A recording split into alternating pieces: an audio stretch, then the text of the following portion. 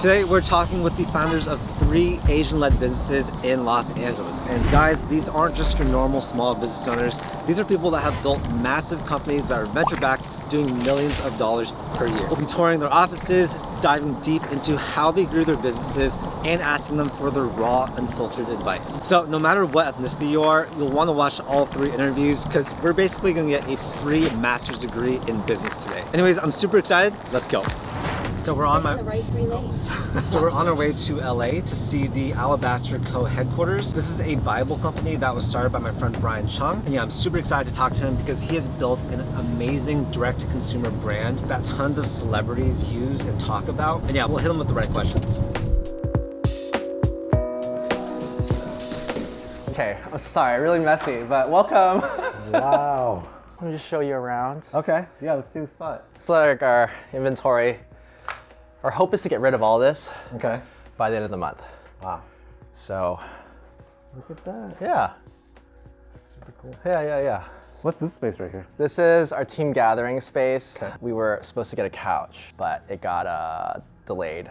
How do I get a space like this? How do you get a space like this? Yeah. Our investor. Oh, okay. So you guys have one main investor? We have one main investor, yeah. Originally we started in the hallway of my apartment. Then we moved into a bedroom. Okay. And then when we got an investor, we got a little small room inside his warehouse. Okay.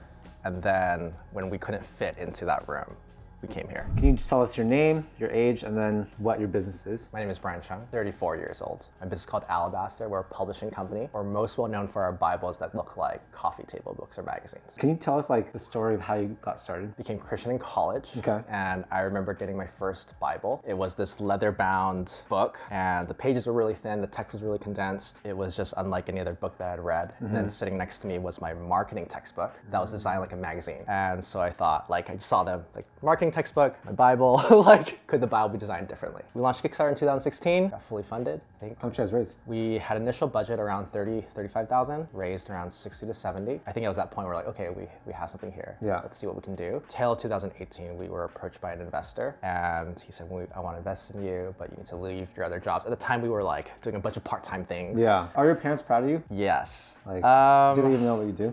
Yeah, they know what I do. Yeah, they're really, really proud. Here and there, I hear like, oh, we're really, really proud. That's a good sentence to hear from your parents. Do you have any advice for people that are building a business and they're looking to hire the first person? It was more important for us that they had not necessarily the experience, but like the soft skills to make it happen. And then I think what's really also important to me is that they're a great learner, that they find joy in learning. How did you validate the idea for your business? So we had digital mock-ups that we put on our Kickstarter. We only had 12 pages done. It was one thing for people to say, you have a great idea. It's another thing for them to say, I'm gonna buy that. Right. And so that's where the Kickstarter was helpful. Do you have any tips for like Kickstarter for like other people that want to use Kickstarter? Is that a good place to go? We compiled a list of people that we were gonna send our Kickstarter to at launch and saying, hey, can you support the project? If not, could you at least share the project? And so Brian and I made a list of like over 100 people that we would send on launch day. And I think that really, really helped. You guys are also like very genius with your marketing. Can you tell them about like some of the famous people that use your product? Because it's really impressive. Hailey Bieber. Okay. Adrian Houghton. There are other people that bought they haven't posted about it that we know. That's really, really cool. How can someone translate their passions into a business or their work? We were the customer. And so I think like for anyone else that's making a product, I think asking the question, would you use it yourself? Does it solve a problem in your life? And I think if it does, then it's like, okay, do other people have that same problem? So for your guys' marketing budget, like what percent goes to what? It just depends on what platform has the lowest cost per impression, so CPM. Okay. Sometimes just TikTok is performing better, so it just kind of depends. I kind of adjust the budgets depending on what performance is like. What percent of growth for your company would you say comes from organic versus paid? Most of it's paid. We test with organic, so we would post some of these videos on TikTok or IG Reels, and we see what does well, and then if it does well, that gives us a little bit of validation, like this is actually going to perform well on an ad. Okay. So you guys have one investor, you said? Yes. How'd that work out? At that time, we had no idea what we were doing. Okay. I think it was important to us, like, okay, at this point, we just wanted to learn. Yeah. And I think having him on our team as an investor and a mentor has been really valuable for us. Like we've learned so much. What's like one of the big things that he has taught you? He's taught us to really take care of our employees, like be proactive about giving them raises, treating them well. Okay, so meetings are like notoriously a waste of time for a lot of companies. Yes. How do you guys do good? How do you guys have Good meetings? We make sure every meeting starts with an agenda. Okay. And the agenda is just the list of items as well as like the purpose of the meeting. Is the purpose to inform, make decisions, feedback. Inform, feedback, make decisions. How do you balance your personal life with work? How do you balance your personal life and work? I've come to embrace the integration of my personal life and work together. You know, I come back home, make a TikTok video. Do I count that as personal? Do I count that as more work? I don't know. You're always brainstorming things. Yeah, right? It's just, and I mean, I think there's certain boundaries, like taking care of my body or like, you know, exercising. How's growing up Asian affected your life and your business and everything you do today? My dad had a side business to help pay for expenses while he was in college. And today he runs his own accounting practice. Okay. And so I think just seeing that, you know, for them starting off with nothing, learning the language, growing their business has inspired me to launch my own. I think that's why I've always wanted to start my own business, because I've probably just seen it. I've seen, you know, them work really like long nights to provide for us. And so I think that has really inspired me. A lot of the audience is like new entrepreneurs, people wanting to start their own business. Can you leave them with some advice? Just go and make it happen, and it's okay that you fail. Yeah, Alabaster is successful now, but you don't hear the many failures that I've had, the many businesses that have not panned out. Yeah. And so that failure is part of the journey. It's okay to embrace failure. You learn from the process of failure. Cool. Yeah, thank you so much. So we've heard a lot of great advice so far with even more to come, but I want to give a shout out to Wealthfront for sponsoring this portion of the video and for blessing us with their Wealthfront cash account paying an incredible 4.3% APY. That is 11 times the national average, and that means your money will not be absolutely crushed by inflation these days. So just a little background, Wealthfront is an app I've been using for the last almost 3 years. It's one of the best ways to invest long-term through their diversified automated investing accounts. In addition to the cash account giving you 4.3% APY, you can move money to your Wealthfront investment account almost instantly during market hours and easily start investing. I can confidently recommend Wealthfront because they're FDIC insured up to $2 million through their partner banks, and you can access and transfer your money at any time. During a time like this, you'll want all the FDIC insurance you can get to make sure your money stays safe, right? That's why I trust Wealthfront. Anyways, I encourage you guys to take a minute to check them out using the link down below. Because again, 4.3% APY on your cash is really, really good. It means your money is working for you while you sleep. Again, I'll put a link down below to Wealthfront, and that is going to allow you to open up your 4.3% APY cash account with them today in just a few minutes. And now back to the interviews. So we're now on our way to Hollywood to meet up with my friend Eric Wei. He's the co-founder of Karat, which is a financial services company. We're gonna go to their really nice office, which is actually like a mansion in Hollywood. And yeah, I'm super excited to talk to him. Hello, man. Hello. Thanks so much for coming here, dude. Long time no see. Yeah. Hey, what's up? Good to see you. So this right here, this is where our team comes and works out of. You can shoot content here. Oh, this is where you guys shoot podcasts? Yeah, this is it actually. It's really simple. Okay. Thanks you guys so much for having me. Can you guys introduce yourselves? So your name, your age, and then what is your business? I'm Will Kim, co-founder and co-CEO of Karat. I'm Eric Wei. I am also co-founder, co-CEO of Karat. I am 31 years old. God, I'm over 30. Will, how old are you?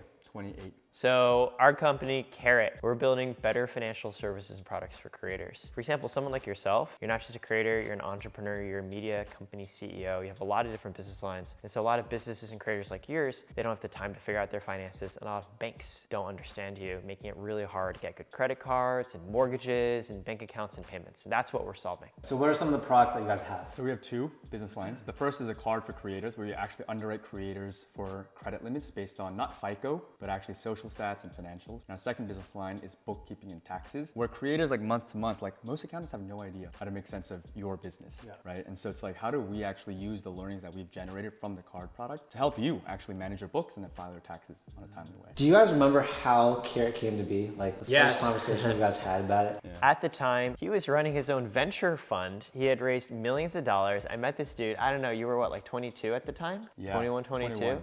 21. He had just dropped out of doing a master's program at Stanford. Stanford. And I'm like, how's this guy running a fund with like $5-10 million? So when he's at Stanford, he went to hit up all of his friends with sovereign wealth, rich background families, and basically said, hey, I know Stanford startup scene. How about you give me that money and invest half of you in the startup piece? And at the time I was working at Instagram. At Instagram, I was building products for creators. I helped build Instagram Live, Instagram business accounts, Instagram creator accounts. So the DNA of our company from the start has always been a mix of expertise on the financial side and understanding on the creator side. One of our very first clients was ZHC, who has over 25 million followers, came to us and was having trouble opening up a business bank account, getting a business credit card. And we're like, oh my gosh, these creators, they're literally making millions of dollars. How are they getting treated so poorly by banks? So we dug around a little bit more and we're just like, wow, this could be potentially $1 billion opportunity if we're building an entire financial ecosystem for this whole new type of business that's gonna take over the world. So like, once the idea was there, what'd you guys do? The very first product didn't work, it failed. We wanted to provide business capital to creators. The number one issue with that was when you're going around and you're trying to provide capital to businesses, the only businesses who will want to take it from you have to trust you already. And so the second thing is bookkeeping and taxes we tried, and that didn't work either. Yeah, we thought that honestly, it's like, hey, you need to do your taxes,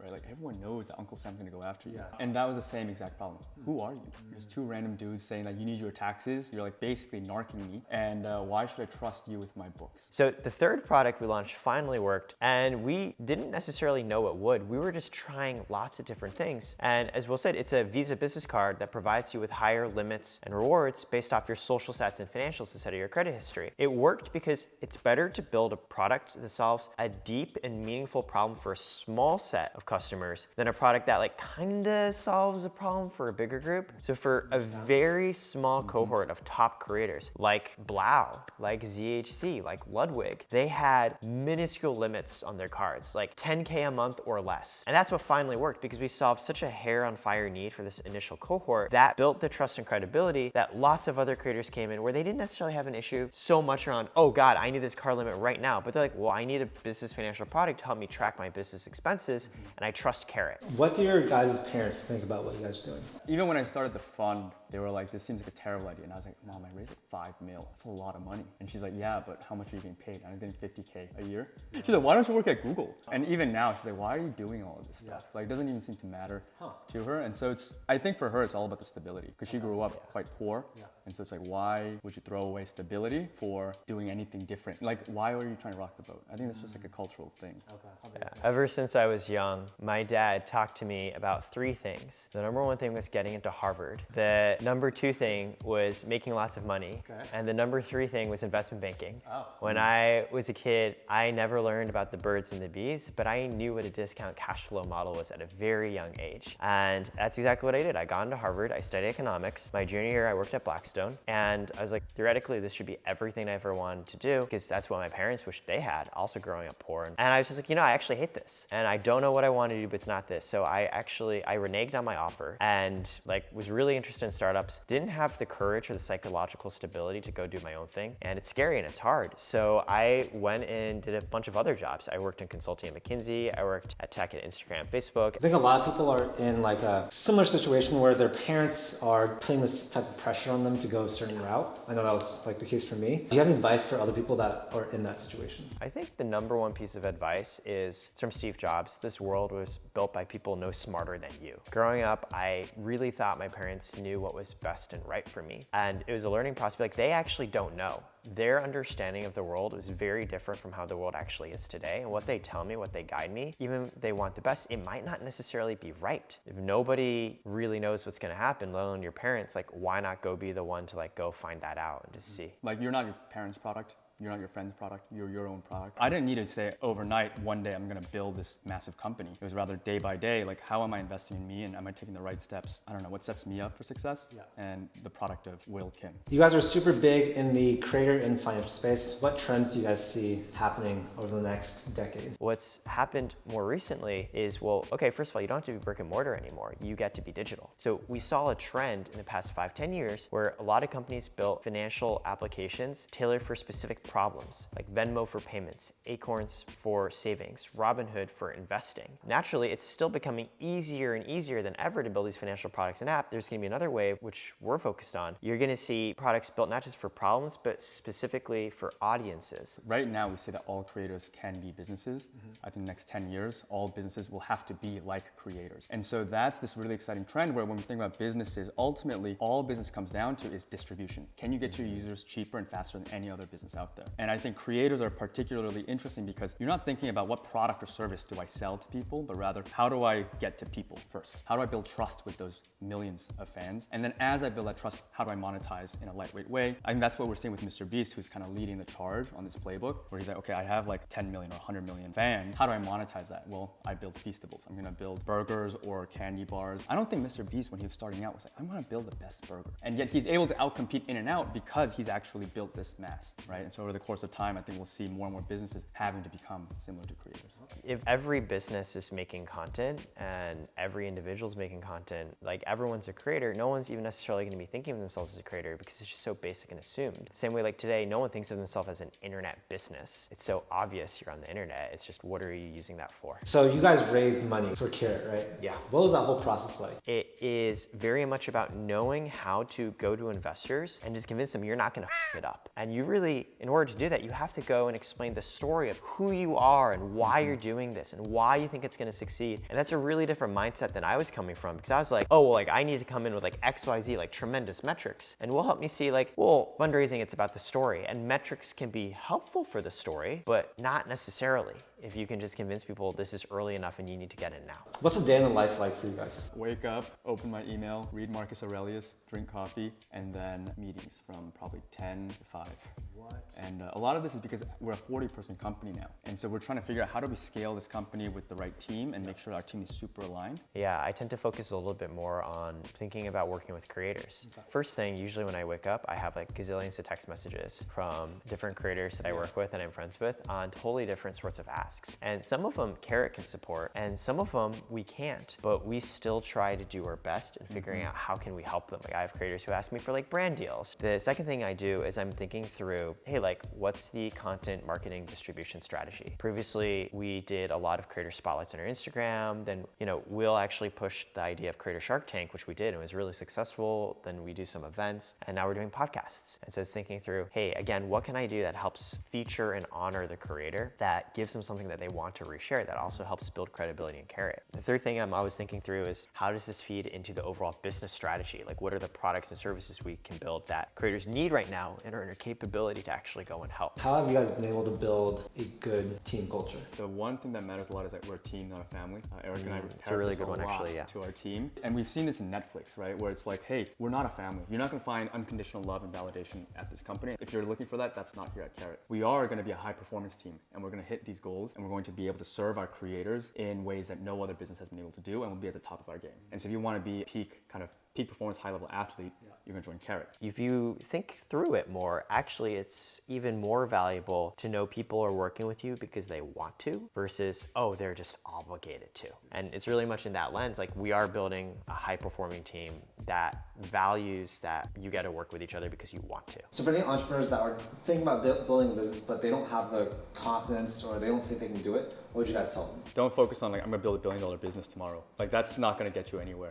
I'm gonna make $1 tomorrow. That's it. Just figure that out and then I'm gonna make $2 the next day. That's it. And as long as when I can focus on just my immediate next step, I know that I can do that. Probably the easiest sorts of businesses to start are like service businesses. Because then like you don't even need to like go build a product. You can literally be like, hey, I have something of value and pay me. And any final advice you wanna give the audience? Don't trust me, don't trust Eric, don't trust Elon Musk is off doing his own way of doing management and everyone strikes their own path. And so I would just say trust you. So we just got done doing the interview with Eric and Will over at Karat, and now we're gonna head over to Fanhouse, and I'm really excited to talk to them.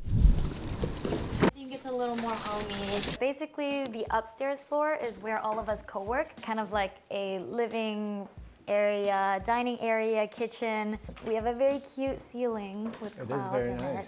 And then that's pretty much upstairs, and I can take you guys downstairs, which is kind of like more like the creative space. Okay. This is the downstairs area. So downstairs is basically where we usually host events. Like we have creators come in a lot. And yeah, there's just a lot of random creative stuff like arts and crafts. Like we have a pin making machine. Creators have come and like made pins with us. And then there's a little outside pool area. I really like how you blended in like your living space with the office. That's like super cool. Yeah. I think the blend of the two worlds, right? Of like the creator stuff down here and then the like work and tech stuff. My name is Rosie. I'm also known online by the handle Jasmine Rice Girl. I am 25 and I co-founded a company called Fanhouse. We help creators monetize content and connect with their community. How did you start this business? I want to like hear from the first day when you thought about it to where you guys are now. Came from a really low income family and just always hustling. Like I would do work study, I would do like random lab experiments, like anything that made money, and then I'd send all that money back home to my family to kind of pay the bills, pay the rent, and also pay back a lot of debt that we had. In 2020, if people remember, that's when COVID hit. All college campuses kicked everybody off campus. And so I lost the work study job that I had. I lost all the sources of income that I was relying on to provide for my family. And I had to turn online for another way because the bills, right? The bills are still there. I still need to put food on the table. I had like 30,000 Twitter followers at the time. I would have a private alt Twitter account. Like people would have to request to follow me and I would make them pay $5 in order for me to accept the request. And people were really generous, right? Like people would pay me like $10 here and there for like food. And so I was very lucky that around this time I met my co-founder Koi and I was telling him all these problems I had. I was like, yeah, I want to be able to monetize, but I hate these platforms, right? Like Patreon doesn't work in these ways. OnlyFans is, really stressful in these other ways. And I kept saying that I wish there was a platform that did things differently. And that's kind of how Fanhouse came about because Koi was just like, yeah, I think the entrepreneur in him was like, why don't we build that platform? Yeah. From the moment you guys thought of the idea, what were the next steps you guys did? Experimenting first, right? So like try to figure out what people needed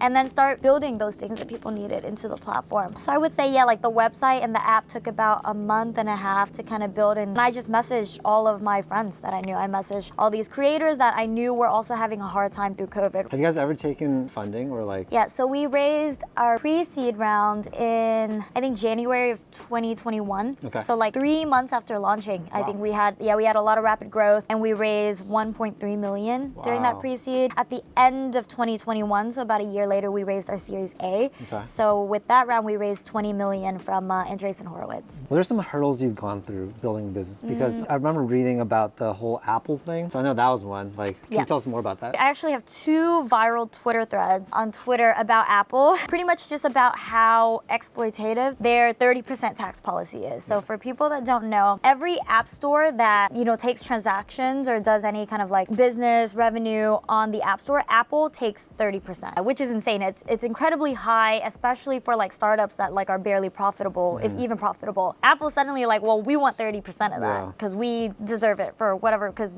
we own the app store. And yeah, they don't do anything really to like help us build our app or help us with creators, but they wanted this large chunk. And it was really ridiculous to us because when I started my Fanhouse and I was making $1,000 to $2,000 a month, right? And all of that money went to my family. If I had lost 30% of that income, we wouldn't have had money for these things. And Apple is a $1 trillion company. Like you don't need this money from like creators that are just trying to get by. So that's what I tried to explain in this Twitter thread. And I think it resonated with a lot of people. It went really viral, like millions and millions of impressions. It got picked up on like Forbes. But Apple is a monolith that ultimately does whatever they want. And we ultimately lost that battle and had to, basically comply to that 30% rule. So are you afraid of failure? And also like what is failure to you? So I actually have a mentor that told me this quote, and the one that I believe in and that she told me is that you either succeed or you grow. Either you do something and you master it, you accomplish it, you graduate from college, whatever it is, or you learn from that, right? Like maybe you failed your last class senior year and you have to retake it and you have to do an extra year, but you're gonna make it through. You're gonna grow, you're gonna, maybe graduate your 5th or your 6th year, or maybe you're like, actually college is not it for me and I'm gonna quit and I'm gonna find a job. But there are so many alternatives and so many paths to where you want to be. And as long as I think, again, like, in your heart where you want to eventually end up and you feel good about that, I don't think you ever fail. You just keep going. Starting a business with co-founders, how do you make that work successfully? Co-founding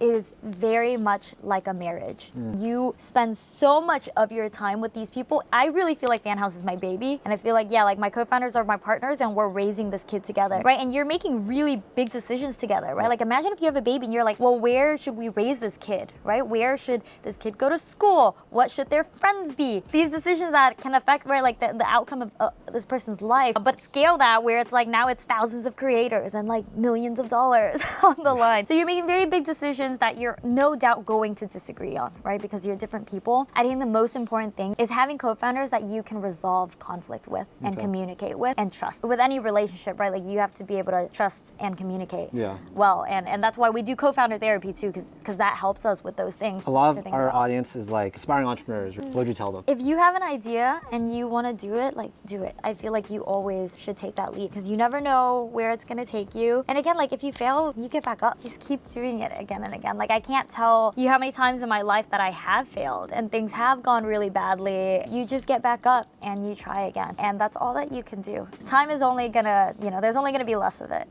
Thank you so much, Rosie. Yeah, thank you so much. Yeah. So there you have it. We talked to the founders of 3 amazing Asian-led companies. And yeah, personally, I learned so much. I don't know too much about building a big business like these people have, but it's just so inspiring to see what they've done, as well as the teams and products that they've built. I really hope you guys got some immense knowledge from this video. And yeah, my whole goal with this channel is to inspire you guys to chase your passions, start your own business, and do whatever you want in life. If you guys want to get some free stocks, I'll leave some links down below to Webull and Mumu. And yeah, that's pretty much it for this video. If you guys enjoyed it, make sure to hit that like button and also subscribe for more content just like this. We do a ton of videos about personal finance, entrepreneurship, and investing. Anyways, that's it for today, and I'll see you in the next video. Peace. Also, I forgot something. Make sure you guys sign up for Hustle Club. This is my free newsletter that teaches you how to become a better entrepreneur in 3 minutes or less. Completely free, and we'll leave the link down below. All right, peace.